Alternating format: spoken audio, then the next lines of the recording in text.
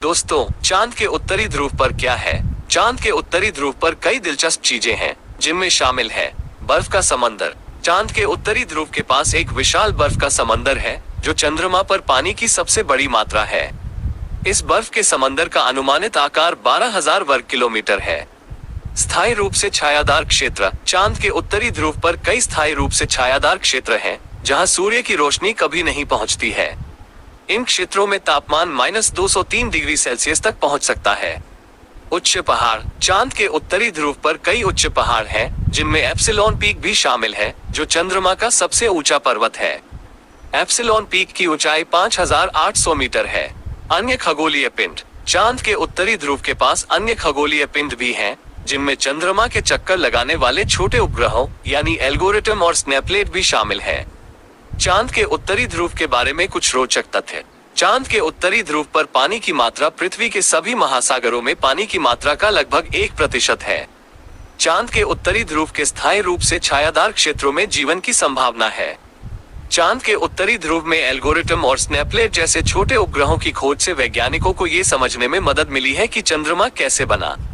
चांद के उत्तरी ध्रुव एक महत्वपूर्ण क्षेत्र है, जो वैज्ञानिकों को चंद्रमा के इतिहास और भूविज्ञान के बारे में अधिक जानने में मदद कर रहा है। दोस्तों, चांद के पूर्वी ध्रुव के बारे में। चांद का पूर्वी ध्रुव एक ऐसा क्षेत्र है जो अभी भी वैज्ञानिकों के लिए एक रहस्य है।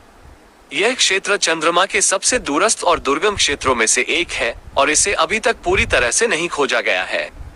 चांद के पूर्वी ध्रुव के बारे में कुछ रोचक तथ्य। यह क्षेत्र चंद्रमा के स्थायी रूप से छायादार क्षेत्रों का घर है। इन क्षेत्रों में तापमान -203 डिग्री सेल्सियस तक पहुंच सकता है। यह क्षेत्र पानी की बर्फ का एक बड़ा भंडार हो सकता है।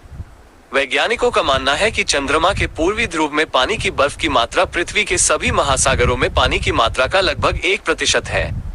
यह क्षेत्र चंद्रमा के निर्माण के बारे में महत्वपूर्ण जानकारी प्रदान कर सकता है। वैज्ञानिकों का मानना है कि चंद्रमा के पूर्वी ध्रुव में क्षुद्रग्रहों और उल्कापिंडों के प्रभाव के अवशेष हो सकते हैं। चांद के पूर्वी ध्रुव की खोज 20वीं शताब्दी के मध्य में शुरू हुई थी। तब से वैज्ञानिकों ने इस क्षेत्र पर कई मिशन भेजे हैं। इन मिशनों ने चंद्रमा के पूर्वी ध्रुव के बारे में कुछ महत्वपूर्ण जानकारी प्रदान की है, लेकिन अभी भी बहुत कुछ पता लगाना बाकी है। चांद के पूर्वी ध्रुव के बारे में कुछ संभावित खोज। जीवन के प्रमाण। वैज्ञानिकों का मानना है कि चंद्रमा के पूर्वी ध्रुव में जीवन के लिए अनुकूल परिस्थितियां हो सकती हैं। स्थायी रूप से छायादार क्षेत्रों में पानी की बर्फ ठोस अवस्था में रह सकती है, जो जीवन के लिए आवश्यक हो सकता है। नए खनिज। चंद्रमा के पूर्वी ध्रुव में वैज्ञानिकों को नए खनिज मिल सकते हैं। ये खनिज चंद्रमा के निर्माण के बारे में महत्वपूर्ण जानकारी प्रदान कर सकते हैं। चंद्रमा के इतिहास के बारे में जानकारी। चंद्रमा के पूर्वी ध्रुव में वैज्ञानिकों को चंद्रमा के निर्माण और विकास के बारे में महत्वपूर्ण जानकारी मिल सकती है। ये जानकारी हमें पृथ्वी के इतिहास के बारे में भी बेहतर समझने में मदद कर सकती है। चांद का पूर्वी ध्रुव एक महत्वपूर्ण क्षेत्र है, जो वैज्ञानिकों को चांद के बारे में अधिक जानने में मदद कर रहा है। यह क्षेत्र भविष्य में कई और खोजों का घर हो सकता है।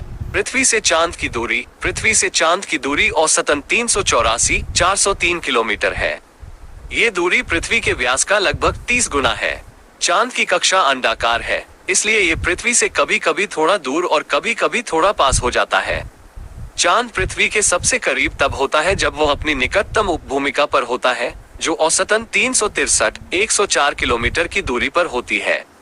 चांद पृथ्वी से सबसे दूर तब होता है जब वो अपनी दूरस्थ उपभूमिका पर होता है, जो औसतन 405,696 किलोमीटर की दूरी पर होती है। चांद पर जाने का रास्ता। चांद पर जाने के लिए एक अंतरिक्ष यान को पृथ्वी की कक्षा से बाहर निकालना होगा। ऐसा करने के लिए अंतरिक्ष यान को पृथ्वी के गुरुत्वाकर्षण को दूर करने के लिए पर्याप्त गति प्राप्त करनी होगी। अंतरिक्ष यान को ये गति एक रॉकेट इंजन का उपयोग करके प्राप्त की जाती है। एक बार जब अंतरिक्ष यान पृथ्वी की कक्षा से बाहर निकल जाता है, तो वो चांद की ओर गति करता है। चांद तक पहुंचने में अंतरिक्ष यान को लगभग 3 दिन लगते हैं। चांद पर पहुंचने के बाद अंतरिक्ष यान को चांद की कक्षा में प्रवेश करना होगा। ऐसा करने के लिए अंतरिक्ष यान को चांद के गुरुत्वाकर्षण को आकर्षित करने के लिए पर्याप्त धीमा होना चाहिए। अंतरिक्ष यान को ये गति एक रॉकेट इंजन का उपयोग करके प्राप्त की जाती है। चांद की कक्षा में प्रवेश करने के बाद अंतरिक्ष यान को चांद की सतह पर उतारा जा सकता है। ऐसा करने के लिए अंतरिक्ष यान को अपने पैराशूट का उपयोग करके धीमा करना चाहिए। अंतरिक्ष यान को ये गति एक रॉकेट इंजन का उपयोग करके भी प्राप्त की जा सकती है। चांद पर जाने के लिए कुछ चुनौतियां। चांद पर जाने के लिए कई चुनौतियां हैं। इनमें शामिल है दूरी। पृथ्वी से चांद की दूरी बहुत अधिक है। इससे अंतरिक्ष यान को चांद तक पहुंचने में बहुत समय लगता है। गुरुत्वाकर्षण। चांद का गुरुत्वाकर्षण पृथ्वी के गुरुत्वाकर्षण का केवल 1/6 हिस्सा है। इससे अंतरिक्ष यात्रियों को चंद्रमा पर चलना और काम करना मुश्किल हो सकता है। वातावरण। चांद के पास कोई वातावरण नहीं है। इससे अंतरिक्ष यान को धूल और मलबे से बचाना मुश्किल हो सकता है। चांद पर जाने के लिए कुछ संभावित भविष्य के विकास। चांद पर जाने के लिए कुछ संभावित भविष्य के विकासों में शामिल है स्वचालित अंतरिक्ष यान। भविष्य में चांद पर जाने के लिए अधिक स्वचालित अंतरिक्ष यान का उपयोग किया जा सकता है। इससे अंतरिक्ष यात्रियों के लिए जोखिम कम हो सकता है। दोस्तों, अंतरिक्ष में एलियन है या नहीं, यह एक ऐसा सवाल है जिसका जवाब अभी तक वैज्ञानिकों को नहीं मिला है। एलियन के अस्तित्व के पक्ष में कुछ तर्क हैं, जिनमें शामिल है ब्रह्मांड बहुत बड़ा है। ब्रह्मांड में अरबों सितारे और अरबों ग्रह हैं। ये बहुत संभावना है कि कुछ ग्रह ऐसे हैं जो पृथ्वी के समान हैं और जीवन को आश्रय दे सकते हैं। जीवन पृथ्वी पर कैसे उत्पन्न हुआ, यह एक रहस्य है। ये संभव है कि जीवन ब्रह्मांड में कहीं और भी उत्पन्न हुआ हो और पृथ्वी पर आया हो। वैज्ञानिकों ने अंतरिक्ष में जीवन के संभावित संकेत देखे हैं। उदाहरण के लिए, खगोलविदों ने कुछ ग्रहों के वायुमंडल में पानी और कार्बन डाइऑक्साइड की खोज की है, जो जीवन के लिए आवश्यक तत्व है। एलियन के अस्तित्व के खिलाफ कुछ तर्क भी हैं, जिनमें शामिल है हमने अभी तक एलियन की कोई पुष्टि नहीं की है।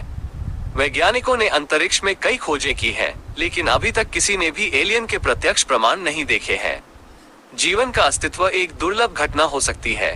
पृथ्वी पर जीवन के विकास के लिए कई जटिल कारकों की आवश्यकता होती है।